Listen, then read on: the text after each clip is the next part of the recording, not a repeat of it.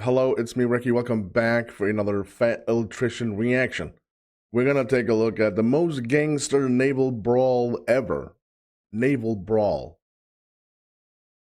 So it's definitely gonna be on the seas, on the oceans. We're gonna find out exactly what's going on. This is USS Borie rams German U-boat 405, and this is of course during World War II. And I'm super keen to find out what the heck went on. If you do enjoy this, don't forget to hit the like and, of course, that subscribe. That's something I would greatly appreciate.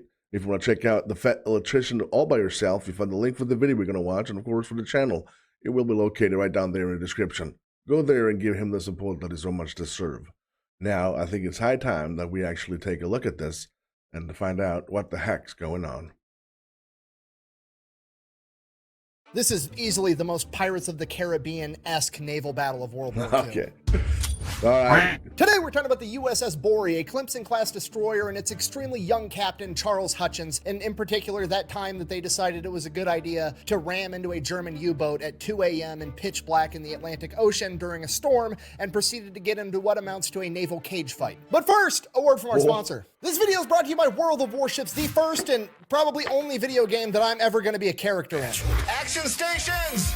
General quarters. Yeah, for Veterans Day, you can unlock a new ship, the DD-214, and you can get me and my friend Matt over from Demolition Ranch, both as commanders for your ships. If you don't know, World of Warships is a free game on PC, PlayStation, and Xbox where you get to command some of the greatest naval vessels of all time, like the USS Texas, the USS Iowa, or the USS Enterprise. Or if you're into losing, you can be some of the world's biggest coral reefs, like the Yamato or the Bismarck. Seriously though, go check it out. I'm gonna have it linked down below, and when you use the code VETS4VETS, you're automatically gonna unlock me and demo. Did he say the biggest? I gotta go back because that's hilarious. Some of the greatest naval vessels of all time, like the USS Texas, the USS Iowa, or the USS Enterprise. Or if you're into losing, you can be some of the world's biggest coral reefs, like the Yamato or the Bismarck. Seriously though, go check it out. I'm gonna have it linked down below, and when you use the code VETS4VETS, you're automatically gonna unlock me and demo Matt, as well as a tier 4 battleship and a bunch of in-game money and 14 days of free premium play. So yeah, let me know how bad me and Matt are at voice acting in the comments down below. Let's get back to the video. I never played the game. All right, our story begins with Charles Hutchins. He graduated the U.S. Naval Academy in 1936. From there, he served on the battleship USS Nevada for approximately 2 years before transferring to a destroyer. He served there for a short time, and then he ended up resigning his commission, going back home, getting a wife, having a family, starting a career, and he was just out of the military. Fast forward a couple of years after that, the Japanese attack Pearl Harbor, World War II kicks off, and he ends up rejoining the United States Navy in 1941. Now, to be completely intellectually honest, I was unable to find the actual context of why he decided to join. I'm not sure if he was motivated by Pearl Harbor and rejoined because of that. I'm not sure if he was concerned that he was going to get drafted, so he might as well rejoin on his own terms. I'm not sure whether or not he got voluntold that he had to go back into the United States military. However, for the purposes of storytelling, I'm going to go ahead and assume that it was a veteran getting called back into duty because somebody needed an ass whooping. Curse you for breathing, you slut, you idiot! Mother's love. Regardless, 1941, he gets recommissioned and put in command of the USS Borie, which is a Clemson-class destroyer that's been in service since 1920. So obviously not a super new ship. In addition to that, the Clemson-class destroyers had a well-known flaw where they did not have a very tight turn radius. And while that's probably not good for any ship, it's definitely not good for your destroyers because they're supposed to be the smaller, more nimble ships that were going to be used to launch torpedoes, launch depth charges, and fight off submarines. Because of this, a lot of the Clemson-class destroyers, including the USS Borie, never actually made it into the Pacific theater. Instead, they were sent over to the Atlantic, primarily being used to defend supply convoys from German U-boats. So for the first couple of years, that's primarily what the USS Borie is doing. They spend some time down in the Caribbean, they go down towards Brazil, they're over by Morocco, just defending supply convoys, moving items from here to there. Then in 1943, they go on a convoy down to Casablanca, and once they get there, they're informed, change of plans, you're no longer just running defense for these supply convoys anymore. Now, the reason for this is there's been a new invention called the High Frequency Direction Finder, or the HFDUF. And this thing does exactly what the name says it does. It intercepts radio signals and then tells you what direction they're coming from. Now, that doesn't seem like a big deal, but it's actually a humongous deal because in 1943, at this point in the war, the Germans are still under the impression that the Allied forces have not cracked the Enigma code, which means that they're just blasting high-frequency radio waves all the time because they don't care if those radio waves get intercepted, because until now, you could never tell which direction they were coming from, and if you didn't have the ability to decrypt their message, which they thought we didn't, there was no point to not just blast radio waves whenever you wanted. So now, rather than having a bunch of ships go out and escort supply convoys playing defense, they're going to send out what's known as a hunter-killer group to hunt down the enemy submarines and destroy them. Okay, we're going from self-defense to self-offense. It's going to be way better. So the way this works is you're going to assemble a hunter-killer group called a task force. That's typically going to be an escort carrier, which is just a smaller aircraft carrier, and then 2, 3, 4 destroyers. They go out, they track down an enemy submarine, destroyers drop the depth charges, that brings the submarine to the surface, escort carrier sends up the planes, they destroy the sub. So because of this, the USS Borie is going to go and get refitted with some more equipment. Now it already has 4 4-inch guns, torpedoes, depth charges, and some 30 caliber machine guns, but in addition to that, it's going to get some better depth charge equipment, and then it's going to get 2 20mm anti-aircraft guns. You know, in case the Germans decide they want to surface their submarine and try to man their deck gun. Okay, if you're not picking up what I'm putting down, I'm trying to tell you that should that situation arise, that submarine hatch has now functionally been turned into one big game of Whack-A-German, and the mallet is 2 20mm fucking machine guns. I love this game. So they get all that, then they get the Huff-Duff installed, and then they get attached to Hunter Killer Group 2114, which is being led by the escort carrier, the USS Card. So they go out and they start hunting down German submarines. You have to realize this is one of the first Hunter Killer groups that the Americans have ever used, meaning the Germans don't really know what hit them. And because of that, they absolutely wreck house. On their first couple of missions, they for sure sink 4 submarines. They have 3 more probables, and then a ton of damaged submarines as well. Because of this, the task force ends up getting awarded the Presidential Unit Citation, which, if you don't know, is the equivalent to the Medal of Honor, except for a military unit. Now, out of those 4 that were sunk, one of them was sunk by the USS Borie utilizing torpedoes, and what happened was the Germans got out of the U-boat, they got into their life rafts, and they surrendered, and they started firing these star clusters up in the air, and the Americans just kind of figured like, oh, they're still surrendering, they want us to see them, know where they're at, so they go out, and they're attempting to rescue these Germans, and what had actually happened was they were utilizing these star clusters to signal where they were to another submarine, and that German submarine ended up firing a bunch of torpedoes at the USS Borie. Luckily, they missed, and they still were able to recover all of the German sailors. After rescuing those Germans, they have to take them back to a port, and to get there, they have to sail through a hurricane, which they said was absolutely horrifying, drop off the Germans, then they go out again on their 4th war patrol, and that's where shit really gets out of hand. So they go out on their 4th war patrol, they're looking for enemy subs. The first time they I really love how he is building up to the story. I mean, I'm hanging on every time I watch The Fat Electrician. I'm hanging on to every word he says. Every word. Because I know that he's building up to something. We get the pretext, if that's actually a thing, a word, and to get to the point where the story actually begins. Just amazing. They make contact with one is actually on October 31st, 1943, aka Halloween. Everything goes according to plan. The destroyers drop the depth charges, the enemy submarine surfaces, except there's actually 2 of them this time. And one of them is quite a bit bigger than the other one. This is a milk cow submarine, which is just a larger German U-boat that has a bunch of other supplies, ammunition, food, and fuel, and all the other smaller submarines stop and get resupplied by this large submarine. So if they can take out this big submarine, it's a huge deal, because not only does it hamper that submarine individually, but it messes up the entire area of operation for the German U-boats. So the USS Card sends the planes up in the air, they start attacking the submarines, they end up sinking the smaller sub, which was U-boat 584, but the larger U-boat, U-boat 91, actually ends up submerging and trying to make a getaway. Now the problem is that U-boat 91 is fleeing away from all of the shipping lanes, which is kind of where the task force is still trying to remain in that area, because that's where all the supply ships are, and the U-boat knows that, and it knows that if it goes out into the open ocean where there's not going to be any ships that it can attack, the Americans are probably going to decide to stay and guard that shipping lane instead of chasing it into the open water, which is a brilliant strategy on the Germans' part because they're partially right, but also America's petty. You fucked with our boats, prepare to die. Cool. So the commander of the USS Card, Arnold J. Isbell, the man in charge of the entire task force, radios over to the USS Borie and basically says, go get them, we'll guard the shipping lanes. Immediately upon hearing this, Commander Hutchkins of the USS Borie gets on the loudspeakers and informs his men, and I quote, "Gentlemen, we've been volunteered to go get that U-boat," and they all start cheering. Okay, the guys are motivated. They've got a Presidential Unit Citation. They've been kicking the Germans' ass the entire time ever since they went on the offensive, and now they're going to go get these guys all by themselves. So the USS Borie breaks out of the formation information, goes off chasing this submarine on its own, but the submarine's got a big head start, so it takes them a while to track it back down using the Huff Duff. They think they found it. They drop the depth charges. Sure enough, a submarine surfaces. But this one's smaller, definitely not U-boat 91, but it's still, hey, it's a U-boat, U-boat 256. We're gonna go ahead and take it out. The submarine submerges again real quick, so they drop more depth charges, and then they hear a huge explosion underwater, and they just see a ton of oil all over the top of the ocean. They take that as we definitely just sunk that U-boat, so they radio back to the task force, hey, we just took one out, we're gonna find U-boat 91 next, we're gonna keep looking for it. Worth noting, U-boat 256 wasn't actually sunk, it did manage to limp back to port, it was just critically damaged, but the guys think they've sunk a U-boat, so they're pretty pumped. So they take off, going in that same general direction, trying to pick up something on the Huff Duff that they can track down. After about an hour, they actually get a hit. It's way off in the distance, the max range on the Huff Duff. They head that way, they start chasing it down. The sun goes down, it's nighttime, they're staying up, doesn't matter. They keep headed towards this signal. By the time they reach it, it's 2 in the morning and it is pitch black outside with 15-foot waves on a very rough ocean. And between being pitch black outside and the 15-foot waves, it's definitely not the time that you want to engage in naval warfare. However, if we don't touch their boat first, they're going to touch ours, so fuck them. Do not touch this.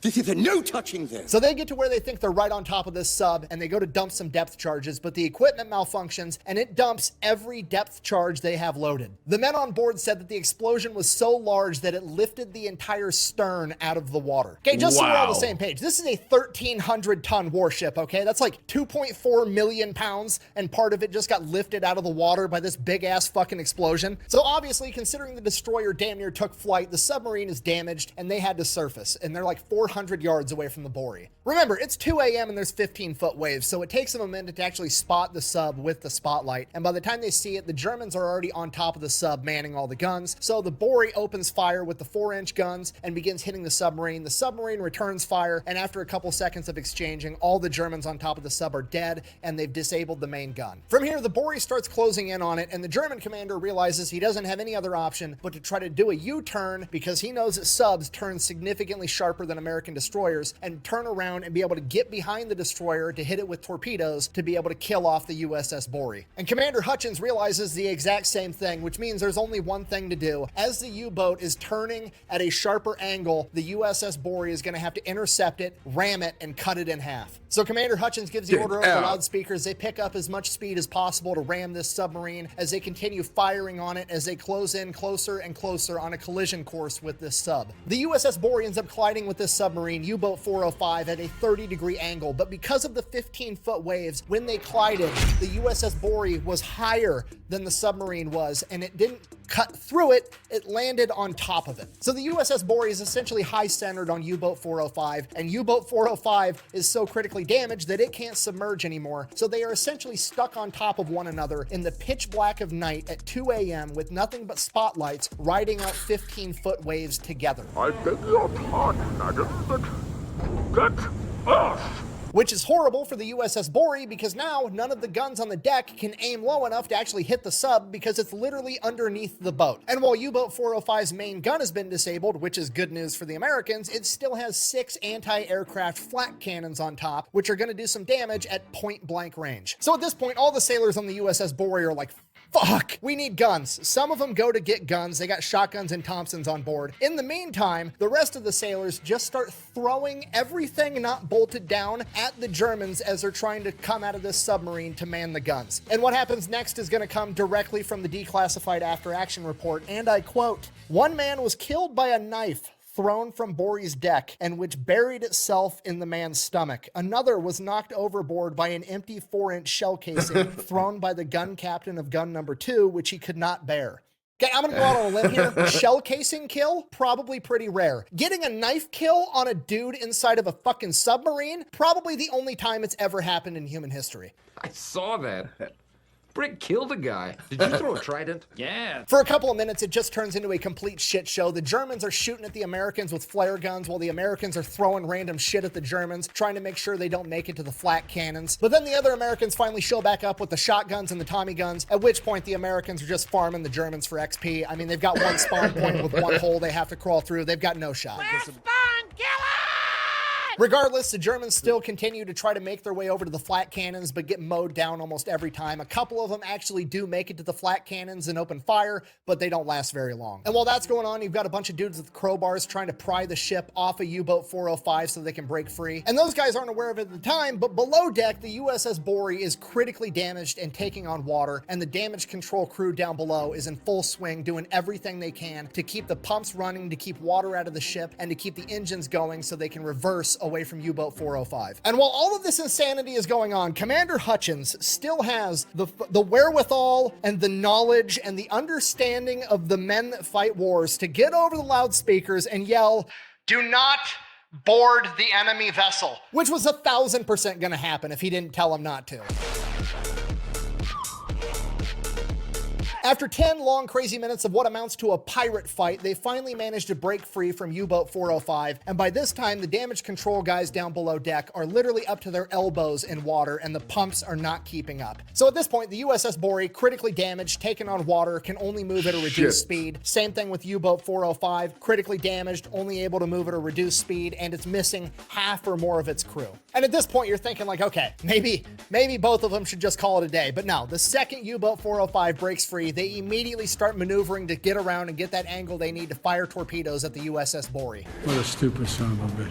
And Commander Hutchins isn't going to be able to do shit about it. He's got worse maneuverability and he's moving slower than this U-boat. There's literally nothing he can do. So thinking fast, he orders everybody to kill all the lights on top of the ship. And submarines don't have spotlights, so now nobody can see anything. It is just black, riding 15-foot waves. So U-boat 405 does the only thing it can do at this point, and it decides it's going to cut and run. At which point, Commander Hutchins and the USS Borie has the same opportunity. Do I want to call this a day and limp this home, or do I want to try to finish it? We're electing to finish it, okay? This is like two heavyweight fighters in the 5th round, completely gassed, throwing punches at each other that don't actually hurt, but god damn it, we're in a fight. So obviously U-boat 405 is sending out radio signals. They need help, they need backup, they need somebody to come save them, and they don't know that the USS Borie has the Huff Duff and can use that to see where they are in the dead of night with no light. So the USS Borie, under the cover of darkness, maneuvers to where they're going to be able to engage the submarine, and they light it up. They hit it with depth charges, they start firing on it with the 4-inch guns, then they hit it with the spotlight, and after a couple minutes, a bunch of the crew comes out waving hands. They're ready to surrender. They're shining the spotlight on them as the 15 surviving crew members get inside some rafts. The rafts start drifting towards the ship as the submarine explodes and sinks to the ocean floor. Wow. This may or may not have been due to scuttling charges that the German men set right before they got out of the ship, but regardless, everybody on the USS Borie is cheering at this point because they haven't lost a single man. As these rafts start getting closer and closer to the USS Borie, the Germans start shooting up star clusters, at which point Commander Hutchins is like, oh shit, I've seen this before. And as soon as he thinks that to himself, one of his men screams, torpedo incoming, because they spotted it in the water. He orders the USS Borie to bank as hard and as tight as it possibly can to avoid this torpedo, which it luckily does. Unfortunately, this evasive maneuver forced them to actually drive right in between the two life rafts, splitting them apart, which may or may not have capsized the rafts and killed them. We have no idea, and the USS Borie wasn't sticking around to find out because there's a sub out there shooting torpedoes at them. The USS Borie takes off doing a zigzag pattern trying to evade this submarine. Hopefully that sub is going to stop chasing them and go rescue their guys. And below deck, things are not looking good for the USS Borie because at this point, Lieutenant Morrison R. Brown, the engineering officer, is standing in water up to his neck trying to keep the ship afloat after ordering all of the other men above deck. And he continued to do this until there was literally no room left for him to breathe inside of the engine room, for which he would be awarded the Naval Cross. Other members of the damage control crew would also receive the Naval Cross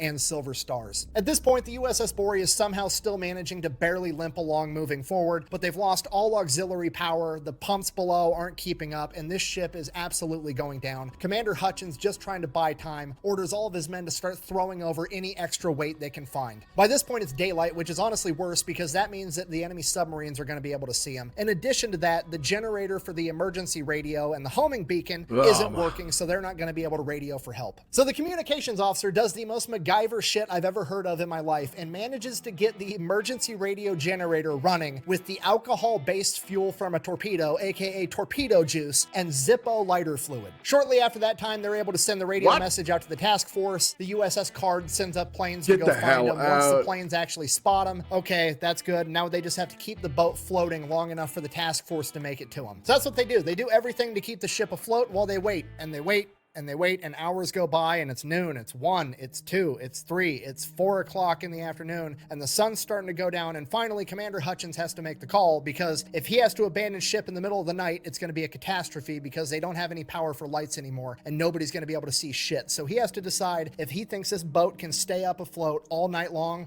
or he needs to get his men in the life rafts right now. So he makes a call. He orders all of his men to abandon ship and get in the life rafts, and they are in those life rafts all night long, and during that time 27 men die from hypothermia and injuries from the previous day's fight. The next morning the task force does show up, the rest of the men get saved, and the USS Borie is still kind of barely half-ass floating above the waterline, and we can't leave that behind. So the USS Card sends up some dive bombers, they sink the USS Borie. Despite the loss of the USS Borie and some members of its crew, it is still seen as a tremendous victory and the turning point of the Battle of the Atlantic. For that, Commander Hutchins was awarded the Navy Cross. So in conclusion, that is the story of the USS Borie and her crew, the ship that helped usher in the end of German Wolfpack dominance in the Atlantic Ocean and usher in a new era of American hunter-killer groups. Thank you for watching. Best way to support the channel is go buy some merch. Doesn't really work when I'm wearing a sling. Fluck will put it up on the camera. Thanks for watching. Quack Bang, out.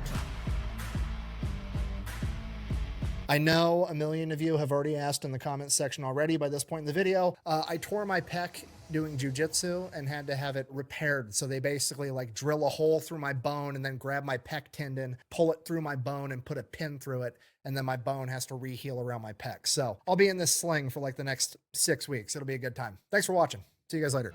You will have a chance in the next 10, 20, and 30 years to serve the cause of freedom and your country all over the globe, to hold positions of the highest responsibility, to recognize that upon your good judgment in many cases may well rest not only the well-being of the men with whom you serve, but also in a very real sense the security of your country. I can imagine no more rewarding a career, and any man who may be asked in this century what he did to make his life worthwhile, I think, can respond with a good deal of pride and satisfaction. I served in the United States Navy. What speech was that?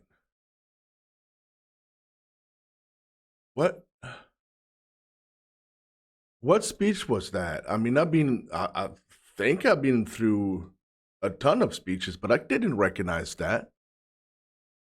Well, there was Kennedy, right? But that was probably not World War II speech, but it was. If you know what speech it is, let me know, because I really want to hear that from the start until the end. All right, so the video was, of course, just a new gem from the almighty fat electrician. Amazing story. I feel like every time I listen to one of these stories, I've heard it before, but then again, there's so many stories coming out of World War II that are similar to this complete heroism and complete maniacism, if that is actually a word. And I'm never going to get used to that. It's like, did I hear that story before? No, Recky, you didn't. It's just a very similar, taken out from World War II, that no one knows that people did.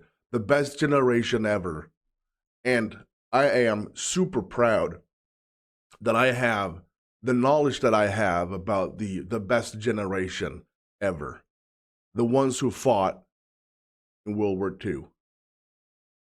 And of course, to everyone else serving today, or veterans of modern times, thank you so much for your service. Thank you. Well, if you did enjoy this, don't forget to hit subscribe, and of course that like. I would greatly appreciate that. A big thank you to everyone who supports me on Patreon and of course channel membership. A big shout out to the Supreme Tier donators over by Patreon and of course on channel membership. Ultimate supporters gets a personal shout out. That's going to be Deja, Dwayne, Robert, Walt, Matt, Barbara, Kathy, and Terry. Amazing. Amazing. Thank you so much for watching. I'm Recky. You